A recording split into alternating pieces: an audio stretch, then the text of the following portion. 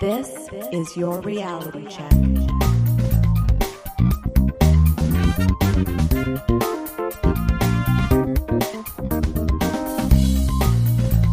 Hi everyone, and welcome to The Reality Check, the weekly Canadian show that explores a wide range of controversies and curiosities using science and critical thinking.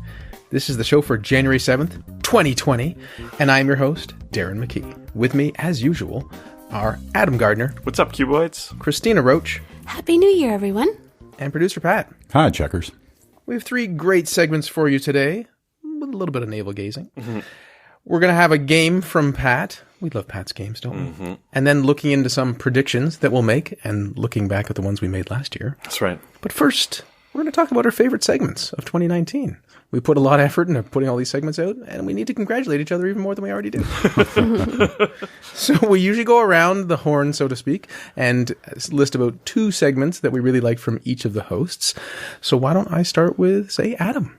Adam, what were your favorite segments from your fellow co-hosts? Sure. Well, Darren, from you, there were two that stood out. One was the Lincoln Memorial incident coverage for episode 531. Controversial, still controversial to this day. I still hear about it. I don't hear things that I really appreciate, but it was interesting to have I had heard a bit of the controversy and I'd read a bit on it, but I still didn't have a full picture, and having someone like you that's I consider to be unbiased and impartial on these kind of things was good. There was also unmarried people. Are unmarried people happier? Episode 550. So, here's an article. Here's something that people share, but really when you dive into it, it's not at all what it says. And it's something that hides behind a lot of articles that people don't always realize. For Pat, there was an episode on wipers up or down, episode 533. I still see this. I went to work. There was ice. Yeah, me too. The other day, all the wipers were up, and I was like, oh yeah, we talked about that, and it was, and I was like, it was complicated. That's what it was, and that's what makes it interesting to me when things are not clear cut.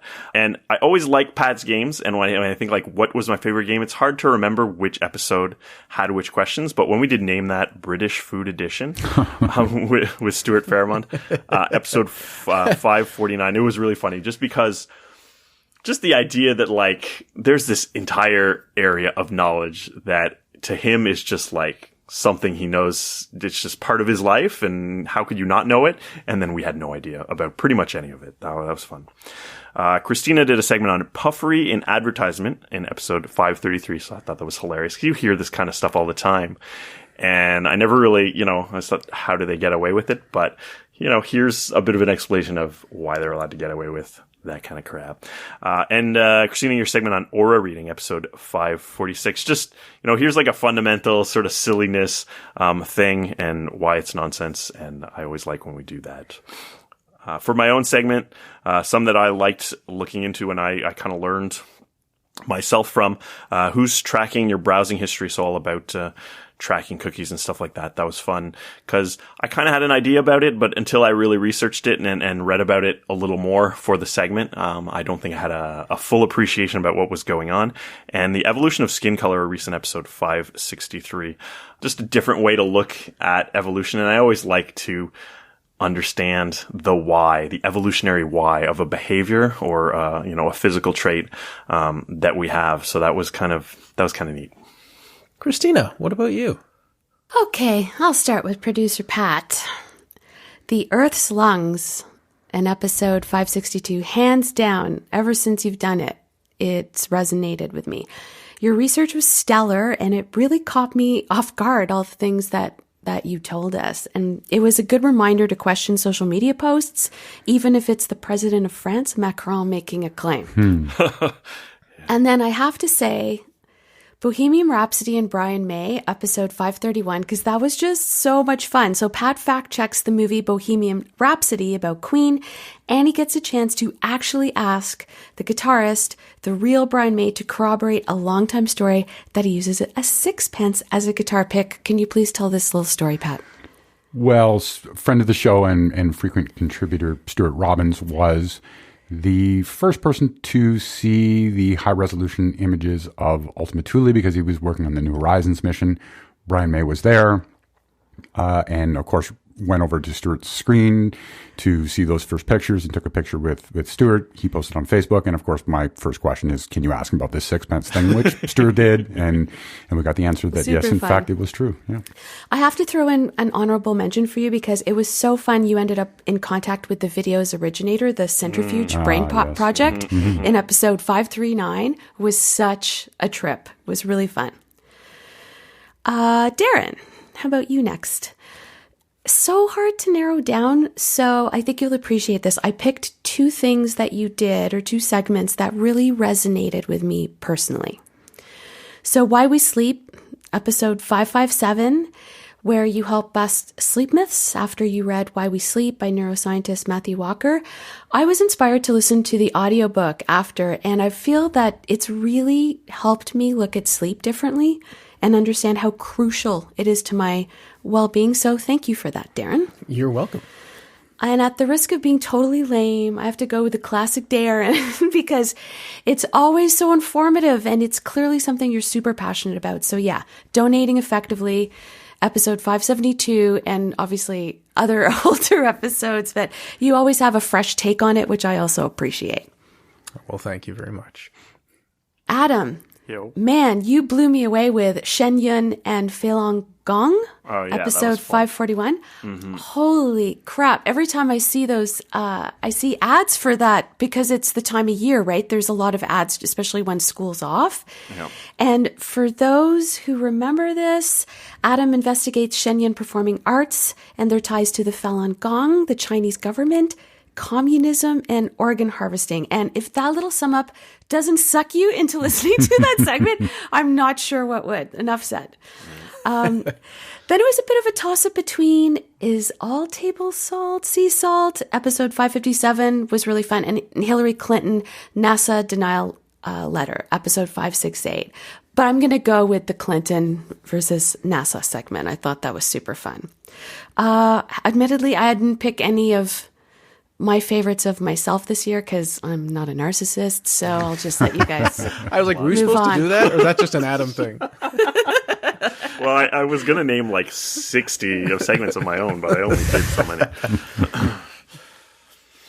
Well, so we're usually on the same segments when we do this, but Yeah. we're kind of all over the place this year.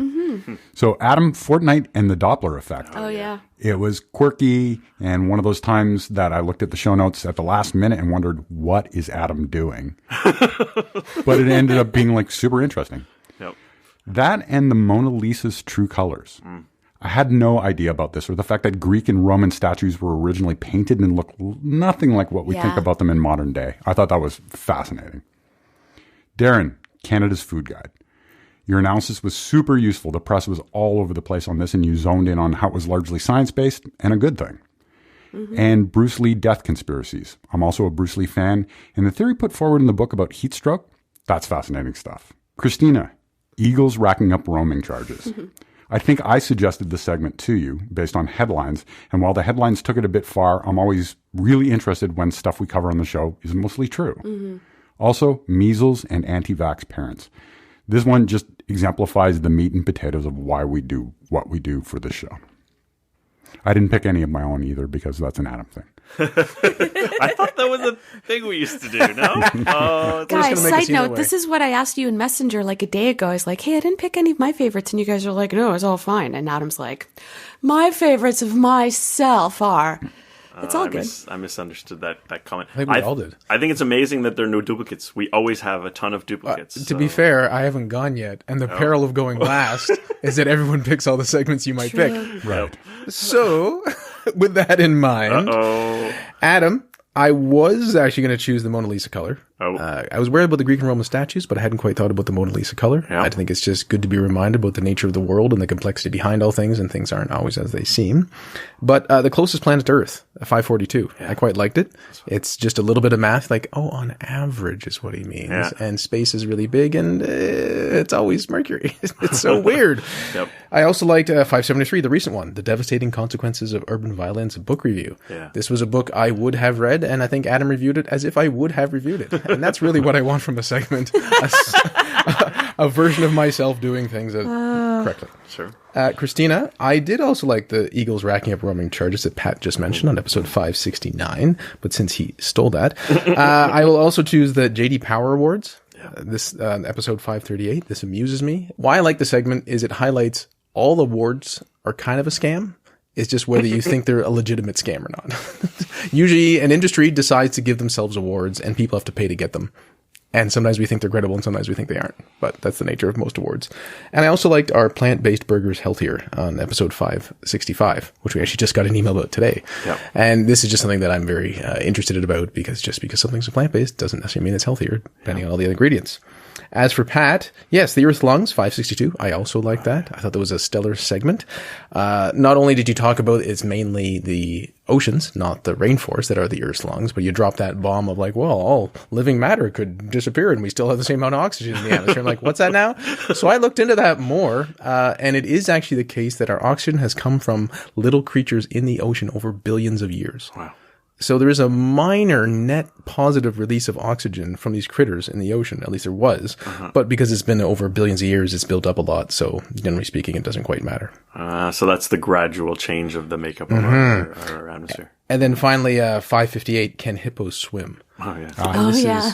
I mean, this is definitely has become a Pat-like segment, but I feel like I've infected the belief, like, what do you mean by all the words you're saying? What do you mean by swim? What do you mean by can? What do you mean by hippo? And so I quite like that, we'll look into this, and, well, it depends what you mean by all the words. Yeah. I didn't think of any of my own, but come to think of it, I did like that Bruce Lee segment. And probably the one that was a lot of fun for me was the longest word. Yeah. I got to have a lot of playfulness with that. Well, listeners, those are our favorite segments. I wonder what yours are. Feel free to write in, info@trcpodcast.com. But this show wouldn't be what it is without our wonderful guests. So there's a quick rundown of some fantastic guests that we had. Dr. Kim Hellemans, Joe Kuhill, Professor Buzzkill, who was on twice, Dr. Dave Stuckis. We have Mitch Moffat and Greg Brown from ASAP Science and the Side Note podcast. We had Jason, the Germ Guy Tetro, Ed Robertson from Bare Naked Ladies via 5 Minutes with an Astronomer, and the fifth Beatle, Dr. Stuart Robbins, who was on 4 times, only to be tied with the sixth Beatle, Dr. Stuart Fairmont, also 4 times. Now, I'm not saying which one is better. I'm just saying whoever comes on 5 times this year, that's all. Oh, it's on. I would really like to get them both on the same show in this new year. Yes, and they've expressed interest in it. I'm not sure, Pat. I think that's like when matter and antimatter meet and the universe collides. I don't know if you can have 2 Dr. Stewarts in the same show.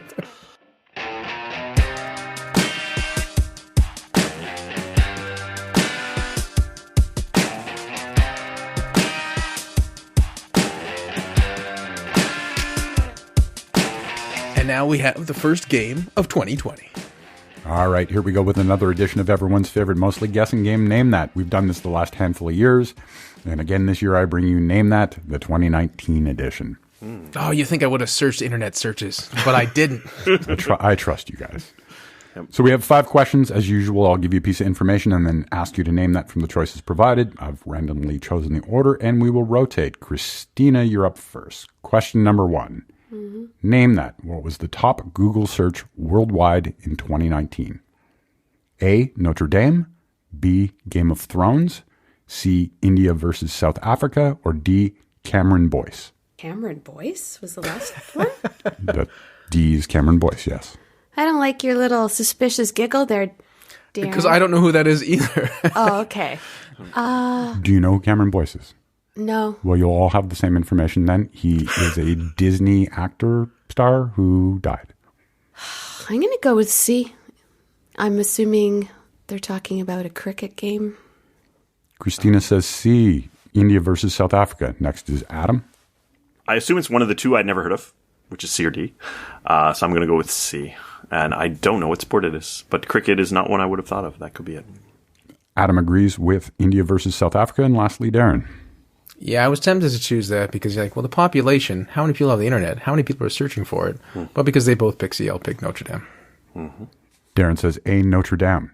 The answer is C, India versus South Africa, referencing a cricket match that occurred in September. Cameron Boyce was number 2. Game of Thrones was number 6. Notre Dame was number 9. Ouch. Rounding out the top 5 were Copa America, the South American Football Championship, at number 3. Wow. And Bangladesh versus India at number 4, also related to international cricket. That's crazy. So who is Cameron Boyce? What was so significant about how he passed away? I think it was complications from epilepsy. Oh, okay. Question number 2. Adam, name that. Who is the most streamed music artist on Spotify in 2019? A, Billie Eilish, B, Post Malone, C, Ariana Grande, or D, Ed Sheeran? How many of these people has Adam heard of out of the 4? I've heard of all these people. Oh, good. I've heard music. I think I've probably heard music from all of them on the radio, but I wouldn't be able to name you a Post Malone song. I'm going to go with, are we doing all right on breadsticks over here, Ed Sheeran. D. All right, Adam goes with the same answer that he gave last year. Same joke. Next is Darren. I believe I got it right last year with Drake, and now I have no confidence. So, Post Malone. Darren says Post Malone. And lastly, Christina. I say it's Posty. The answer is B, Post Malone, with 6.5 billion streams. I probably contributed to about 1,000 of those myself. Rounding out the top 5 are Billie Eilish at number 2, Ariana Grande at number 3, Ed Sheeran at number 4, and Bad Bunny at number 5. What? So Bad Bunny is a Latin trap singer from Puerto Rico who I have never heard of. Question number 3. Darren, name that. What was the top searched phrase on Google by Canadians in 2019?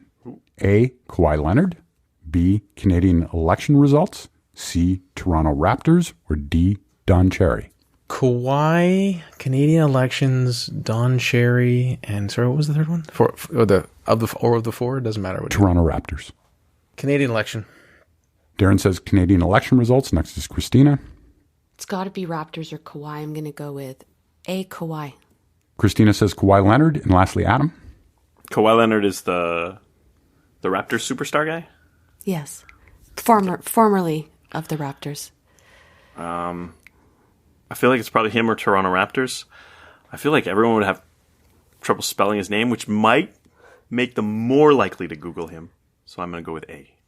All right, Adam agrees with Kawhi Leonard, and the winner of this question is Pat. The answer is C, Toronto Raptors. Damn it. Kawhi Leonard was number 2. Canadian election results was number 3. Don Cherry was number 8. Rounding out the top 5 are Luke Perry at number 4 and Cameron Boyce at number 5. Luke Perry passed away, didn't he? He did. Yeah.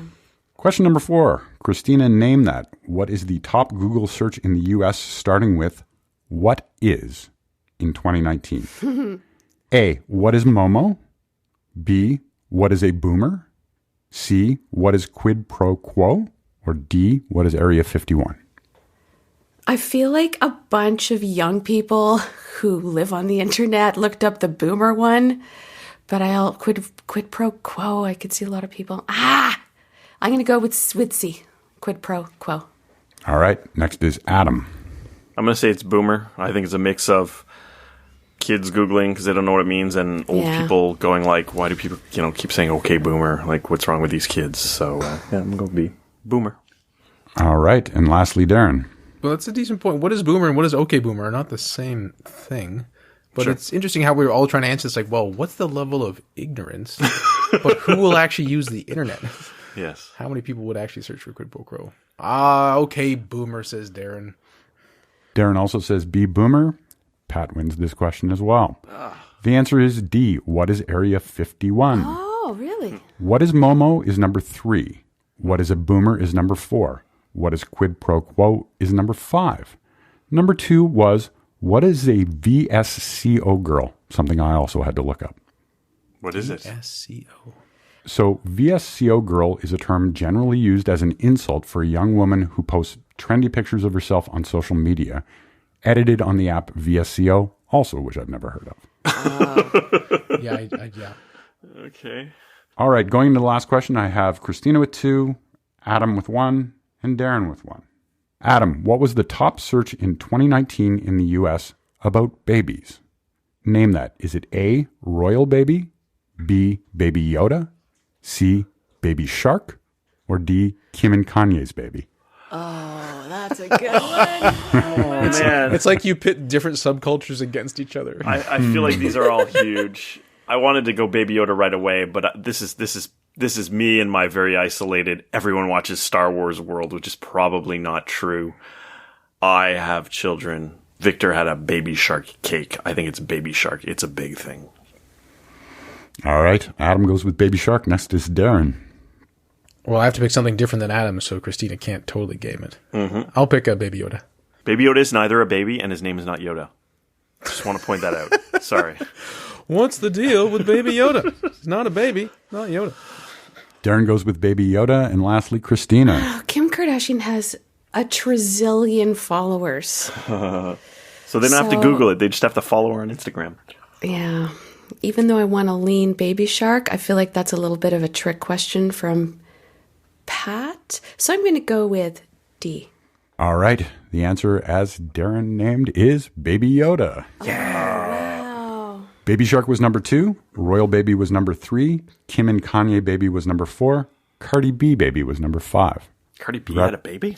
With Offset. Come on, Adam. Where have you been? That's what the B stands for. I've been taking care of my babies and watching Baby Yoda on TV / Netflix. So we end in a tie game. 2 for Christina and 2 for Darren.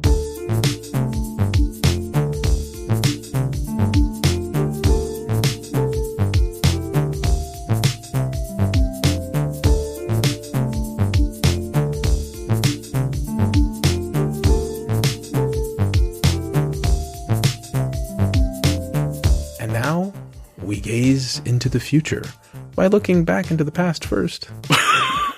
Adam, tell us about our predictions, not our retrodictions, but our previous predictions also. So every year we like to make predictions. We did some last year. We're going to look at our results. And we don't do this for any real scientific reason, just because, there are some people out there that are sort of scammers and lie and pretend they predict the future that make predictions. We want to show how easy, how hard it is, whatever, by doing it ourselves. I'm not sure if there's much of a point, but it's enjoyable. So last year, the first category we did was trying to predict the top grossing film of the year. So we used worldwide numbers, something we agreed to last time. My guess was that it would be Frozen 2. I was wrong. Frozen 2 is actually the third top movie internationally with a mere $1,225 million. So domestically, it made $430 million, which had it fourth domestically. Darren correctly guessed that Avengers Endgame would be the top grossing movie. It was number 1 by a massive margin. It almost doubled the second movie. It made $2,798 million domestic. So that's worldwide. And domestically, it was $858 million. Christina's prediction for the top grossing movie of 2019 was Detective Pikachu. Shocked Pikachu face. Yeah. So worldwide, it was ranked the 19th highest grossing movie with $430 million. And domestically, $144 million. It's still a lot of money. I mean, number 19's not terrible, but it's far from number 1. Did you have a stock in this company, Christina?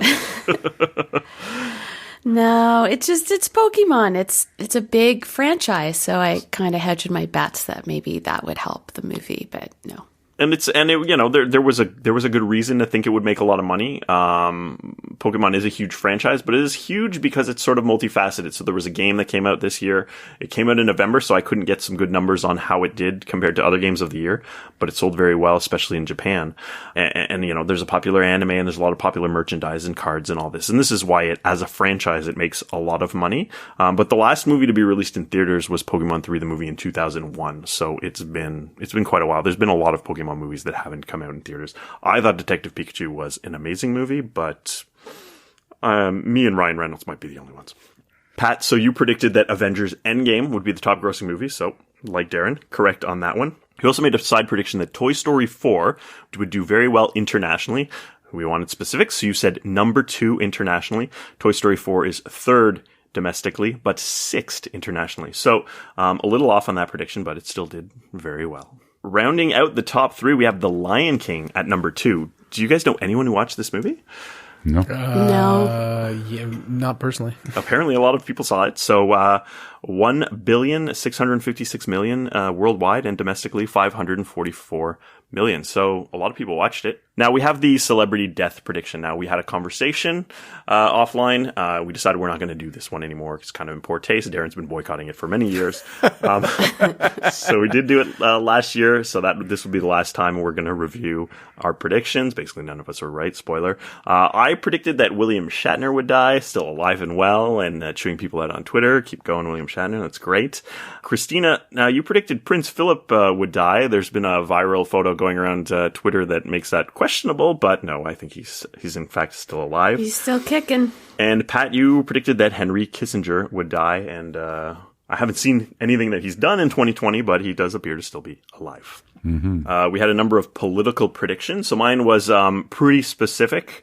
And I said the U.S. would not have a wall covering the entire U.S.-Mexico border by the end of 2019. And I used the specific terms that Donald Trump had referred to it as being a contiguous physical wall or other similarly secure, contiguous, and impassable physical barrier. He used the word contiguous? Contiguous, yeah. And it's funny because from the Wikipedia definition of the Mexico-United States barrier, it says it's also known as the border wall, is a series of vertical barriers along the Mexico-United States border intended to reduce illegal immigration in the United States from Mexico. The barrier is a non-continuous structure, but a series of obstructions classified as fences or walls. So that very much goes against the definition of what he was trying to do. You happened to say continuous the last time. Did you mean to say that? Yes. Okay. Wikipedia says continuous, and the President of the United States said contiguous. Yeah. Okay. So those are different terms. Darren made a prediction about the by-election. Had said that the NDP leader would win. So he was correct. Jagmeet Singh won the by-election. And then for the federal election, Darren predicted that the Liberals would win, which was correct. Darren asked the panel if Trump would be impeached. So Darren said no. That's true. I said there would be a federal Liberal win, or the Liberals federally, which is correct, and that Trump would not be impeached, which is correct. Pat predicted that Trump would rage quit in 2019, which I thought was a great prediction. Didn't happen, but seemed realistic, and that there would be a federal Liberal win as well. So 1 point for Pat on that. Christina also predicted there would be a Liberal win, but that Trump was going to step down after being painted into a corner. I don't think there's a corner small enough to make him step down. So for sports predictions, Christina predicted that the Toronto Raptors would go to the NBA Finals. And then when Pat forced her to predict whether they'd win, she said yes, and she was right on both counts. Good job, Christina. Good job, Toronto Raptors. Now, Pat predicted they would lose to the Golden State Warriors in the final. So they did make it to the finals, but they beat the Golden State Warriors. So close prediction on that one. For science and technology predictions, I predicted that someone, probably a human, would claim to have made an AI that would pass the Turing test. I didn't find anything in the media that made specific claims about that, so I missed it on that one. Darren, it's always hard to evaluate Darren's predictions because they go late into the year. He said that there would be 5G compatible laptops. So I did a few searches. I couldn't find anything specific. The Dell Latitude 9510 was announced on January 2nd, 2020, and that would be Dell's first 5G laptop. Lenovo and Qualcomm both promised 5G laptops in early 2020. I found a lot of 2019 articles that were saying that 5G laptops were coming in 2019, but I didn't find any actual laptops released in 2019. I may be incorrect about that one. I need to exhaust the search latency. Aside from some secret government facility, we can just assume there are not currently 5G laptops. Yeah. Darren also predicted that the internet would become bigger than TV in minutes spent consuming contents. Now, I used a lot of different search criteria to find this, and basically all I found were articles talking about forecasts saying that in 2019, people would spend more time on the internet than watching TV. A lot of graphs showing that that forecast was almost certainly going to go true. It's probably likely that this happened, but the relevant data hasn't yet become available because we're only starting 2020 right now. So there's always a problem with predictions for the year, which are evaluated at the end of the year when there hasn't been a lot of time for that data to be accumulated. Darren also predicted that there would be 3 deaths from self-driving cars, and the Wikipedia page list of self-driving car fatalities lists only 2. So Darren, we'll give you one of those 3 for the internet and TV one, but it's still a bit unknown to me. Christina made 2 predictions. One was that SpaceX would send a crewed flight to the International Space Station, very specifically mentioned crewed, and in March, the Crew Dragon capsule docked with the ISS, but there was no crew aboard. Christina also predicted that there would be a backlash against Twitter, which would make it less relevant and lead to its demise. Twitter.com, as far as I know, is still around, unfortunately. Pat predicted that in 2019, the U.S. government would be regulating social media platforms. He mentioned specifically Facebook and Twitter. Now, there's been a lot of talk about doing this. To my knowledge, there's been no new regulations of social media platforms in 2019. Now, YouTube and Google were criticized by the FTC for gathering data on children under 13, which has prompted some changes to YouTube and the way they have some of their videos. But Pat specifically mentioned Facebook and Twitter. I'm not aware of any changes. Anything you're aware of there, Pat? I think those changes were voluntary, so I wouldn't consider those legislated. Yeah, so that's a little different. I think this kind of thing might be coming. I think things did happen in 2019 to go towards there, but it'll take a little longer for that to happen. We'll see. For other predictions, I made two silly predictions. One, that there will be no Sailor Moon Crystal in 2019, correct, though the movies have been confirmed to be released in Japan in 2020. Hope that happens. And for the first time since 2016, I would not have a child in 2019, and I did not. I did not have a baby this year. Darren predicted that the under 5 child mortality rate would continue to decrease. So even 2020 articles on the subject only include dates as recent as 2017 or 2018. So I don't have any 2019 numbers, but based on the trends, there seems to be no doubt that the under 5 mortality rate would continue to decrease, and probably did continue to decrease in 2019. So I'll give you that one.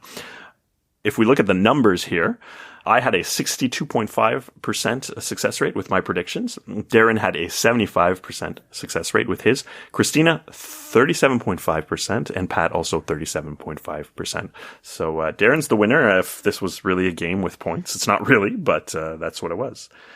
So we're going to start out with worldwide numbers. I had to look at the list. I'm not sure any of them have what it takes to come anywhere close to Avengers, but I predict Fast and Furious 9 will be the top movie. And my side prediction is that the top grossing movie of 2020, whatever it is, it doesn't need to be Fast and Furious 9, will have less than half of the worldwide box office revenue of the top movie of 2019, that being Avengers Endgame. I want it to be Wonder Woman, but I'm also picking Fast and the Furious. Sure. I'm going to go with Mulan. From what I've read, it could potentially become the highest grossing movie at the worldwide box office. I read that as well, but I'm also going with Fast and Furious 9. Sure. Well, yeah, Mulan could get that Chinese box office money, which is a big factor. It's hard to predict how well it would do there, but yeah. So yeah, it seems like Fast and Furious is potentially going to be a big one this year. We'll see. Political predictions, there's a bit going on in the U.S. this year, 2020. So the first prediction I want to ask is for the U.S. Democratic primary. So I don't follow U.S. politics terribly well. It seems likely that whoever could beat Trump won't win because of the current political polarization in the U.S. But for fun, my prediction is Andrew Yang will win the Democratic primary. Wow. For fun. For the U.S. election, I predict that Donald Trump will win the 2020 election. My other prediction contradicts this, but I predict that if Trump loses, he will not accept the loss and refuse to leave his post as president, though this part won't really play out till 2021. I also predict that there will be no U.S. citizens drafted in the year 2020, and that there will be no Canadian election in 2020. Oh, that seems easy. Yeah. Like, okay, I'm also going to say no Canadian election in 2020. Sure. Okay, so I think Biden will be the primary pick. Okay. He will choose a woman as VP. If something befalls Biden, then maybe it's Bernie Sanders. Like, I'm saying, I pick Biden, but if Biden has a heart attack or something like that, he can't run. Sure. I think Trump loses the popular vote and the election. Okay. That's a hope more than a thing. The Democrats will retain the House. Trump will be not convicted in a trial in the Senate. And Canadian one, the Canadian Conservative Party, which is having their own leadership race in June. I'm not going to say who might win that, but they're going to actually have a climate change plan that acknowledges it in some way, more realistically. Sure. Although if that's going to happen in this calendar year, well, I'll just say that. I'll stick by that. Sure. Okay, U.S. Democratic primary. I know I mentioned Biden in the past, and I don't think he's doing as well as some contenders in a couple of the key states, but I'm going to stick with Biden. U.S. election, I think if things keep going the way they have been lately, that the Democrats will win. So for the Democratic nomination, I see Joe Biden. And then for the U.S. election, I don't think that Trump will win the popular vote, but I do believe he'll win a second term. I have no sports predictions. The Tokyo Summer Olympics are coming up. My joke prediction is that the Olympic Stadium, along with most of Neo-Tokyo, would be destroyed by Tetsuo. Does anyone have any serious sports or Olympic predictions? Wait, are you dissing any anime that we should know about that a listener's going to write in and say that they're done with the show because you've dissed some anime? I am referencing Akira, and I am not dissing it. It is an amazing movie. Okay. There you go. So I have some sports predictions, all of which are from my friend Mike. NBA, Kawhi Leonard becomes the first player to win 3 NBA Final MVP titles with 3 different teams. NHL, Maple Leafs make it to the second round of the playoffs for the first time in 15 years. Oh, wow. NFL, Tom Brady does not return to a New England Patriots. MLB, Blue Jays continue to stink. That's what he wrote. And in terms of F1, my other favorite sport. F1. Hamilton, I know. It's like, is this a keyboard? Yes. Hamilton ties Schumacher for most world champion titles, 7. Oh, also, in the Tokyo Summer Olympics, the U.S. will take the most medals, but not the most per capita. Oh, boy. So okay, we got to be specific here. We're talking about medal count. Every medal has the exact same value. Number of medals total. Gold, silver, or bronze. Correct. Okay. They have the total, Yep. but not the total per capita. Okay, Tokyo Summer Olympics. I honestly don't follow Summer Olympic sports to be able to make any significant prediction, but Yeah, we're Canadian. These aren't our Olympics, right? Well, knowing that they've added baseball as one of the new sports, I'd go with the U.S. winning that gold medal. That's my one Summer Olympic prediction. The Euro Cup 2020 defending champions Portugal will once again take the cup. Thank you. Next. NBA Finals. The odds of my beloved Toronto Raptors taking another championship are really not in our favor, but our team has a lot of heart and hustle. I believe we will make it to at least the semifinals. But having said that, I think it's going to be a really interesting competition between the Clippers and the Lakers, but I think LeBron just wants it so. I think the Lakers are going to take it this year. That's my feeling. Well, so I didn't have a prediction about the Summer Olympics, but if I just want to throw one off the top of my head, I would say that the U.S. will win the men's basketball gold medal. And then the NBA, I say that the Milwaukee Bucks will beat the Raptors in the Eastern Conference Finals, and that the Lakers will beat the Bucks in the finals.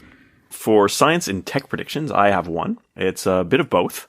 There will be proof that we are living in a simulation, but we won't be able to do anything about it. Wow. That's bold. That's a bold one. So if it comes true, that's going to be really something. People might be worried about more important things, but they won't be able to do anything. I won't be that impressed because it would be a simulated prediction. I have several. The number of people who don't have access to electricity will fall below 900 million. Now, I actually looked into this. It's already below $1 billion. Cost of solar panels per watt will equal $1.2 or less. What? Mm-hmm. Human mission will have increased attention. A human mission to Mars. But you can just say if there's a lot more trending stuff, people seem to care about it more, people talking about it more. There you go. So it's somewhat subjective, but we'll assess that next year. Japan will make its first launch to create a moon base. Oh, nice. A robot moon base. Nothing too fancy, though. Oh, wow. Of course. Giant robots like Gundam or something. They need the alloy first. And I did say it last year, but I'll try to be more precise this year. Under 5 child mortality drops to 5 million a year. Oh, you're being specific now. Yes, which I think is more fair. But we probably won't have that data until 2021. If we can make predictions, if the predictions based on data available by the start of 2021 line up with that, I'll give you a pass on that. Sure. Okay. And it would be okay. I'll also throw this out there. There'll be some augmented reality glasses that become something more popular and tangible. Cool. I got PSVR. The boys got it for Christmas, and it's fun, a bit nauseating, and probably more for the next generation than for me. So my things are more on the tech side, I think. I guess sometimes it's hard to separate those things, tech and science, I know. But I think my things are a little bit more on the tech side. So I believe there's going to be a wide-reaching, nasty digital takedown, as in like a cyber attack, That'll make people realize we can't rely on the internet as much as we do. And I don't mean what's happening with Iran right now and in the news about the threats of cyber attacks from Homeland Security, et cetera, et cetera. I'm talking about in general, like some infrastructure that someone's going to take down that's going to wipe out information, and we're going to learn a big lesson from it finally. And wearable tech is going to become more of a thing, like shoes, contact lenses, piercings. Who knows? The world is our oyster. That's what I'm thinking. I already wear shoes now. I'm not sure why this is significant. But maybe your shoes can tell you, hey, Darren, you gain a couple pounds there. Who knows what your shoes could tell you in the future. So I have two. The first is that there will be a lot of talk about deep fakes having influenced the 2020 election. Yep. Oh, interesting. Yeah. And the second one is that I'm going to double down on the U.S. government regulating social media. Well, this is partly why we do this segment. Pat should just make that prediction every year. And then it'll eventually be true. And then look, I was right all along. Yeah. My one other prediction is that there will be a patch to add new Pokemon from previous games to Pokemon Sword and Shield. And these will be Pokemon not in the original game's code. Hashtag bring back National Dex. If that means anything to anybody.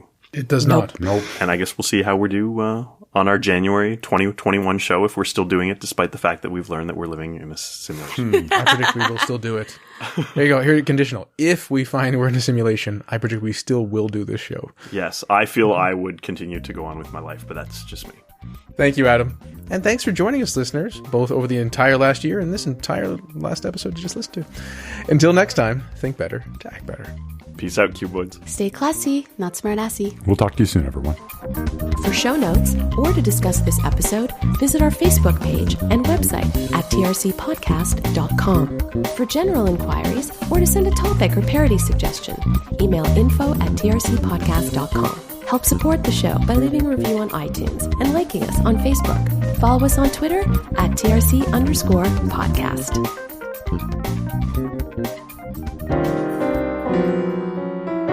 Outtakes. What I think is abundantly clear is not only that Adam lose, but somewhere in his soul, the fact that he didn't choose Star Wars and lost because of it is even a bigger deal. Yeah, Star Wars disappoints me yet again.